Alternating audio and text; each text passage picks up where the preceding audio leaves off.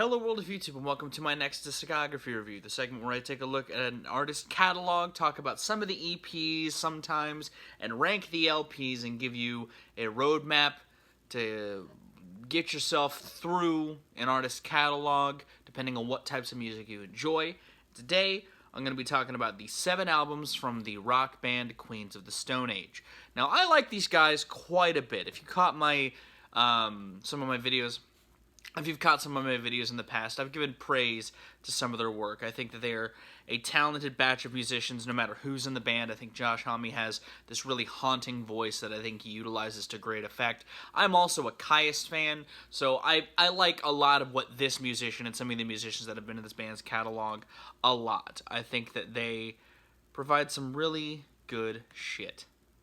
And this list wasn't necessarily hard to put together, but I do have some hot takes waiting in the wings. So let's go ahead and dive right in. They have a few EPs that they've released in their time, and I feel like the only one worth noting is the split one with Kyuss, but even that I wouldn't say is anything worth discussing outside of maybe it's an interesting dive if you are a fan of Queens of the Stone Age and want to see them do a split with Kyuss for some reason. So like some of the other bands I've covered on this channel, this band doesn't necessarily have a bad album in their midst, but this isn't necessarily a contentious opinion that this is one of their weaker outings. I like this record a tremendous amount, but it almost feels like an adjustment period for the band. Like in my Mars Volta review where I said that D-Louse and the Comatorium almost feels like the Mars Volta trying to find their identity by shedding the skin of At the Drive-In. This almost is of a similar ilk, but it's Queens of the Stone Age trying to shed the Kyuss skin. A lot of the production sounds on here and some of the guitar tones feel like they're trying to adapt the Kyuss sound into something different. And I don't mind that at all. I actually fucking adore this record. I think the Open a Regular John is a great, tight, catchy rock cut. I love the riffage on Avon and How to Handle a Rope. I think they do a good job of keeping the pace dynamic in its own way. It just has the least sort of experimentation in its midst when looking at the entire Queens of the Stone Age discography as a whole. It feels the most kind of plateaued record in their catalog, and that's not necessarily a bad thing. I feel like they were starting off on a safe foot on this record, and I think it's fucking great. It still has a lot of tight musicianship. I think Josh Homme still does a great job vocally at delivering some good moments, and I think that this is a record with its own standouts, but it's one that I feel like is more for diehards. I would get to this record if you like the sounds on, say, Rated R or Songs for the Deaf or even some elements of Lullabies to Paralyze. If you like those records, you'll enjoy the debut, just maybe not as much as those. But it's still something that I feel like Queens of the Stone Age fans should sink their teeth into at some point because it has all of the sounds of Queens of the Stone Age. It's just in a really harsh genesis here. Yeah, I'm still coming in with some hot takes. I like Lullabies to Paralyze a lot. I just think it's just a little lengthy.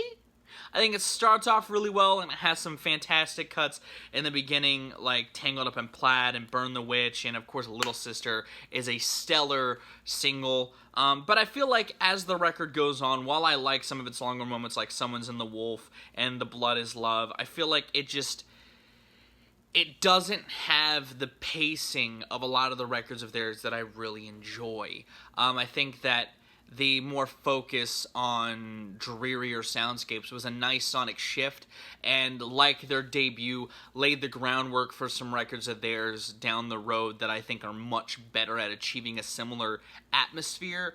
But I think that this is still a stellar record. If you liked some of the drearier moments on Songs for the Deaf, or if you've heard some of their newer stuff like Clockwork, or some of the drearier sounds on Villains, you'll like Lullabies to Paralyze a lot. It did a lot to shift the band's sound in a slightly different direction, and I think it was partially due to some of the lineup changes. They didn't have Nick Oliveri in the band anymore, and so they shifted their sound a little bit and retooled it in a way that I think still stayed true to their roots, and that's why I really like this record a lot, and I think it's fantastic, but it's not as good as the stuff that they would go to craft later on in their career.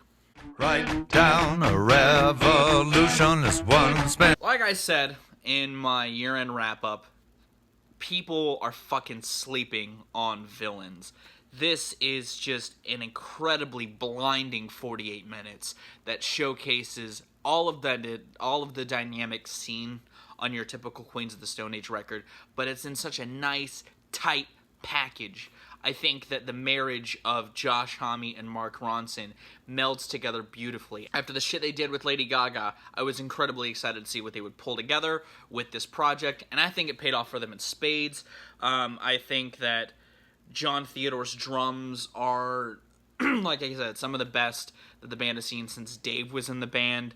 I love the way this record progresses. I think Feet Don't Fail Me is one of the best opening cuts they've ever written outside of You Think You're a Millionaire. I think it just sets the record off on this great swagger that the band carries incredibly well throughout the record. I think that the shift from Domesticated Animals' hypnotic guitar tones into Fortress's really ambient, softer moment into the great rager that is Head Like a Haunted House provides a good dynamic just in those 3 tracks alone. This is such a good fall record. I love the synthetic textures drenched throughout it. I actually wrote a review on Rate Your Music for this record in full, so if you want to read that, go ahead. I give a lot of defense for it. I think this record is stellar. It's one of the records I revisit from them a lot, partially because it has a lot in such a tight little package. I feel like if you enjoy Lullabies to Paralyze, or if you enjoy records like Air Vulgaris or like Clockwork, you would enjoy Villains. The critical masses don't seem to agree, and that's probably the hottest take I have in this video, but this is a good record that I feel like people still really sleep on, to me personally. As they do with Air Vulgaris, I think this is their most underrated record. I mean, it is like a, better established, it's like a proto-Villains in the way that it constructs itself. It has a lot of the same crunchier riffs, like on the, again, kind of hypnotic Turner on the Screw, or the really thick and dense 666, or there's even some like swankier, softer moments like Make It With You. There's a lot of dynamics in this record that I feel like set itself apart from their earlier material. You know, while Lullabies to Paralyze was kind of a transition of sorts, Air Vulgaris really transformed them into this rock band with a lot of different flavors, and that's one of the things I love about it. You know, tracks like 3s and 7s are really great, tight rock jams. You know, there's a lot of dynamics within the band on this record, and I feel like everyone pulls together some fantastic performances, whether it's Joey Castillo's drums or Josh Homme's, you know, signature guitar work. You know, and I feel like if you like Lullabies to Paralyze, but you want something a little more, I would recommend this record. I don't think it's a good starting point. Their starting points, to me, are their best records, but I feel like if you want something a little more, like if you like Songs for the Deaf, but you want something a little more varied, I would go to Air Vulgaris and then Villains if you like this record. There's a good amount of energy, but there's also some palatable density that is essential to where their sound goes, and I love this record a lot. I think it is fucking killer, man. I mean, shit. This is like a Queens of Stone Age fans' wet dream when this record dropped. Like Clockwork features a lot of good shit. It is the kind of multi-styled rock album that they did on Air Vulgaris and Villains, done at its peak perfection. I feel like if you want a more dynamic rock record than Songs for the Deaf or Rated R, listen to this, really, and then go towards Air Vulgaris and Villains. I mean, there's that same kind of hypnotic nature experimented on Era and Villains on the opener Keep Your Eyes Peeled. I think My God Is the Sun is a rager that belongs on a record like Songs for the Deaf. You know, I think a lot of the more atmospheric textures like on Fairweather Friends or the closer like Clockwork don't feel out of place, and I feel like are the epitome of the sound they were aiming for on a Lullabies to Paralyze. They have other really tight, less aggressive rock shit like I Sat by the Ocean and If I Had a Tail. Vampire of Time and Memory is proto-Villains and is this beautifully constructed ballad-esque song that has this real sense of dread and macabre in it that is just so good. Like Villains, this is such a tight listening experience, and I feel like if you want one of the more dynamic, interesting rock albums to drop this decade, listen to Like Clockwork. It is so good, so very good, and it has a revolving door of guests that, like I said, are a Queens of the Stone Age fans' wet dream. You've got Dave Grohl back on some of the drums. You've got Nick Oliveri back. You've got Trent Reznor back. It is such a good record. It's such a good record. I was trying to think of a different word to say, but record is the one I'm going for. It's tight, it's great, it's groovy, and it's just, oh, so good. I love this record a lot. Only has gotten better with time. When it comes to a Queens of the Stone Age fan's favorite record, they usually go to one of two places. They either go to here or to the next album. And obviously, the next album is clearly my favorite because I haven't talked about it yet. But I can't deny Rated R as one of the best rock records to come out ever. This is such a tight record, and it's got a lot of great dynamics within it, both lyrically and sonically. You know, you have your tracks like Autopilot, which aren't necessarily soft, but they have a good dynamic of good riffage and the lack of that.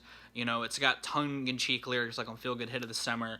It's got a lot of fun like on Quick to the Pointless. It's got Tension Head, which is just a blinding fucking rager that lets Nick Oliveri do his thing, and it's so good. But with all that said, and while I think it's a perfect rock record, what I think it does at its core is lay a good sonic foundation for them to build upon with their next release. However, I feel like if you're going to start with any Queens of the Stone Age record, it should be Rated R, because it's not so tied to its concept or its idea.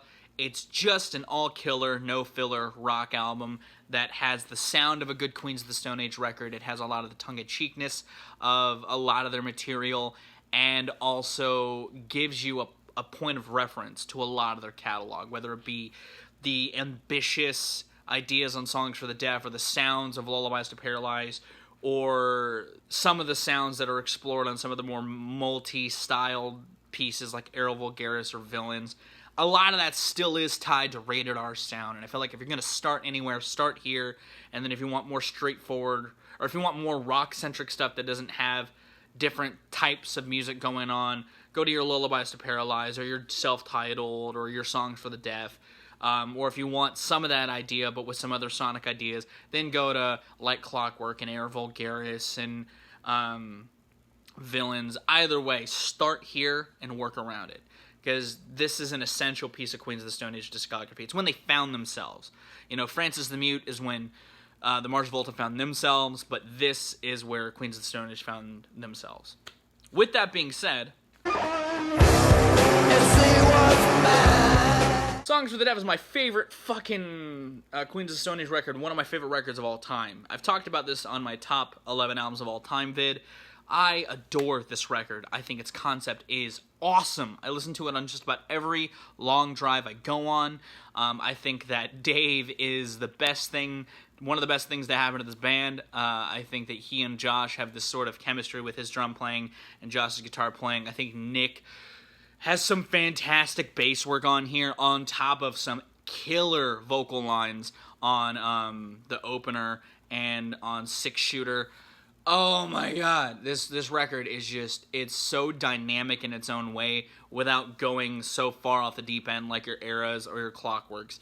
This is, again, a tight-ass rock album that has a lot of cool shit in it. It's fun. It's a fun-ass record, and it's just one of the best rock albums of all time. It is so goddamn good, and I love it. I love it so very much. And yeah, I mean, it's a stomper from start to finish, whether it be the killer opener Millionaire that has good vocal performances from Josh and Nick, or the tight singles like No One Knows, Go With the Flow, or the colossal closer, Songs for the Deaf. There's a little bit of everything for everybody if you like stoner rock, and this is just the perfect Queens of the Stone Age record. Like, the most perfect Queens of the Stone Age record, if you ask me. Because it takes the foundation of Rated R and bumps it up to 11 with a cool idea and a well-executed concept.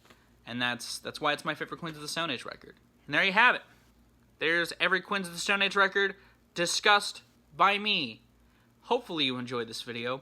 If you did, be sure to like it. If you like the music, gaming, and general nerdery that I provide, be sure to subscribe. I'm going to get out of here. The next discography review will be decided on Twitter. This one wasn't, and I didn't talk about that because it's tied in 2 polls, so I figured I'd talk about it next. But if you want to help decide the next discography review, follow me on Twitter or join the Patreon. I put the poll up on both. I'm going to get out of here. I've been Viral Rack. You guys have videos, thoughts, and situations, and I'll see you another day.